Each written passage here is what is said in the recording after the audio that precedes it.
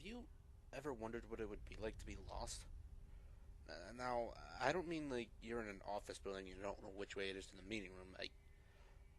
I mean you're on some kind of hike or tour and you stray away from the normal path, wander around for a few hours, and look up, only to discover you have no memory or faint clue as to where you are or any idea how to get back to where you originally started. Have you ever wondered what that would be like? Well, I have. Quite a lot, actually. I think the first time I thought about it was when I was about 8 or 9 years old. I was sneaking out of bed to see if I could find cartoons or Blues Clues or something like that on the TV. What I found instead was this show called I Shouldn't Be Alive that I think my father or mother must have been watching and forgot to turn off.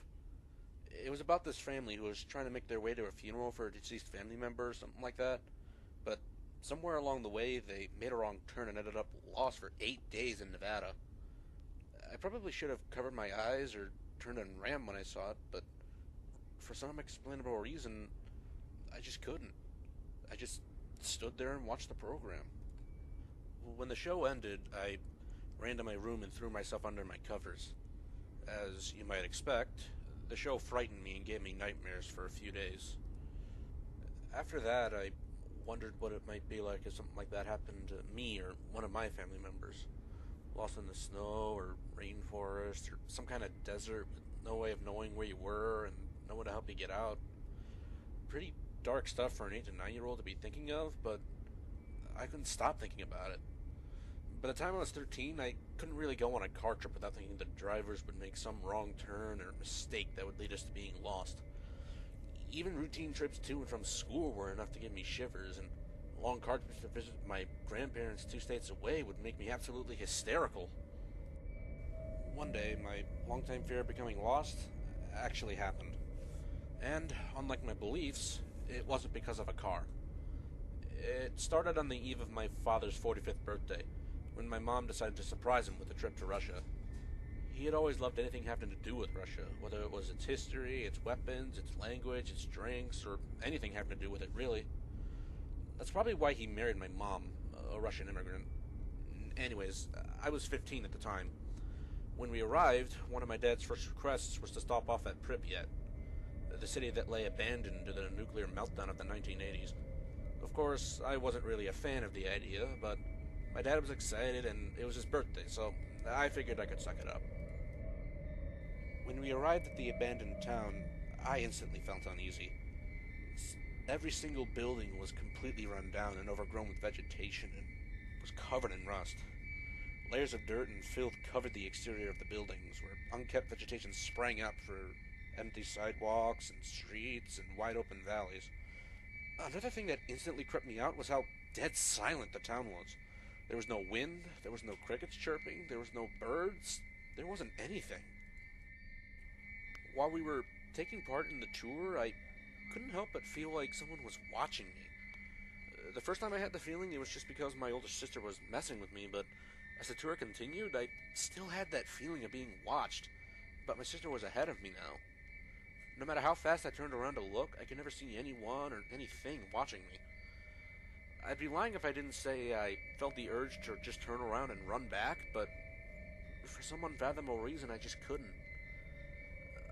Instead, I kept going with my family further and further into the city. At some point, the eerie silence of the town was interrupted when I heard something calling out to me. It wasn't a member of my family because they were all talking to the leader of the tour, not really paying much attention to me. So, whoever or whatever was speaking my name was coming from outside our tour group. I tried telling my parents about it, but they just chalked it up to me being paranoid.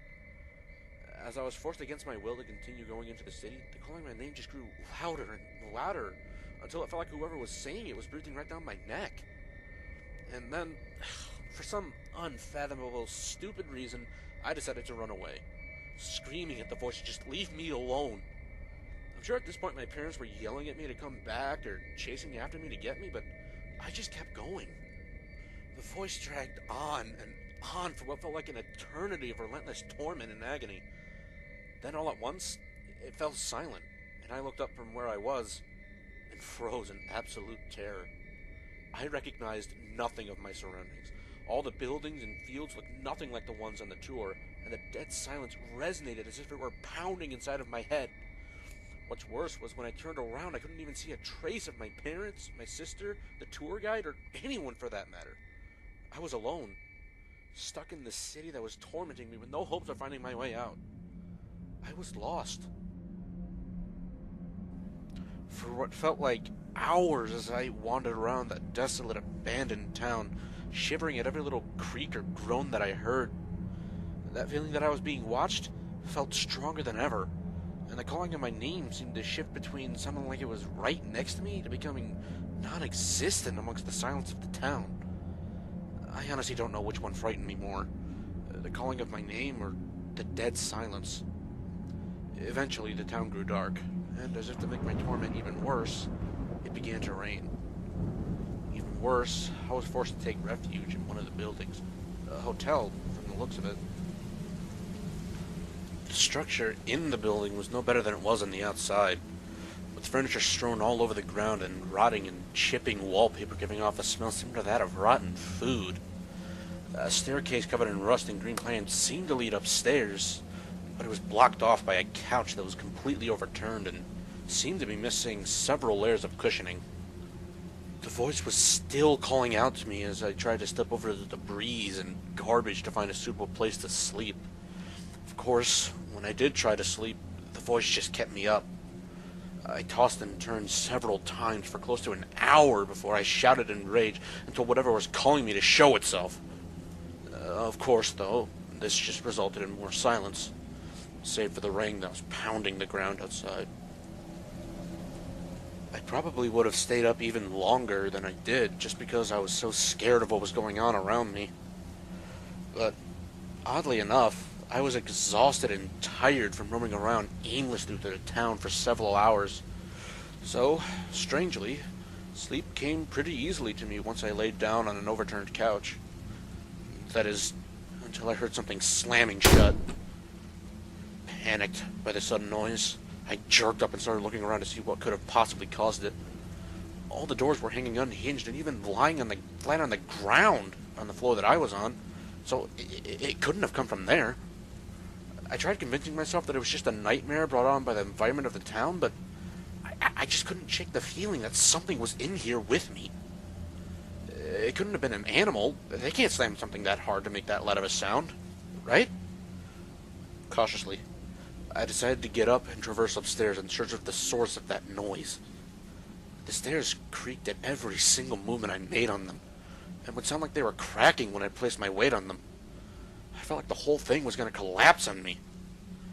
Fortunately, though, it didn't. When I climbed over the couch and made it to the top of the stairs, I was once again filled with that uneasy feeling that someone was watching me, and it only grew worse as I slowly and nervously walked down the rotting hallway. All of the doors were just like the ones on the bottom floors, hanging on their hinges or lying face down next to their empty frames. That is, except for one. In between two unhinged doors was one that had been completely shut, seeming completely different to the ones that were in the rest of the building. The door itself was covered in some kind of strange moss that I didn't recognize, and the door handle was oddly shiny, completely clear of any rust. Shakily, I reached out to the door as the calling of my name came back even louder than it had been before, and the feeling that I was being watched was maddeningly strong. Gently, I pushed open the door and dared to peek inside. Upon opening it, I quickly noticed three things. The first was the smell of something burning, making me feel queasy and unbelievably sick to my stomach. The second was the sound of some kind of sobbing, loud, uncontrolled sobbing. And the third was the sight of a dark figure standing in the middle of the destroyed room. The figure wore some kind of hood, leaving only its smiling mouth visible. Its hands seemed to be manifestations of darkness itself, as the ends merely faded away as they evaporated into thin air. Every fiber of my being was yelling at me to turn around and run. but I couldn't move a muscle. As I stood there, paralyzed with fear, the creature simply smiled and held its gaze on me for what felt like an eternity.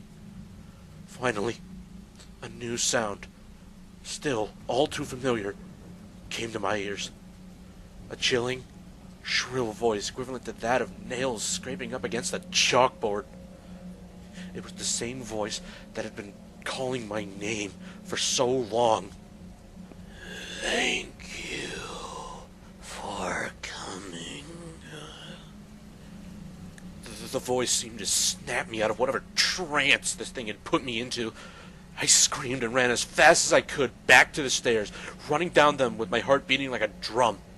As I reached the second-to-last stair, I heard a sickening crunch and began to fall forward as the stair gave out from underneath me. I landed hard on the ground below, the wind knocked right out of me. For a moment I laid there groaning in agony. I could have sworn that I felt something break. That's when I heard loud, heavy, fast footsteps. The thing, it was chasing me. All pain fled my body as adrenaline surged through my veins, and I charged out into the pouring rain.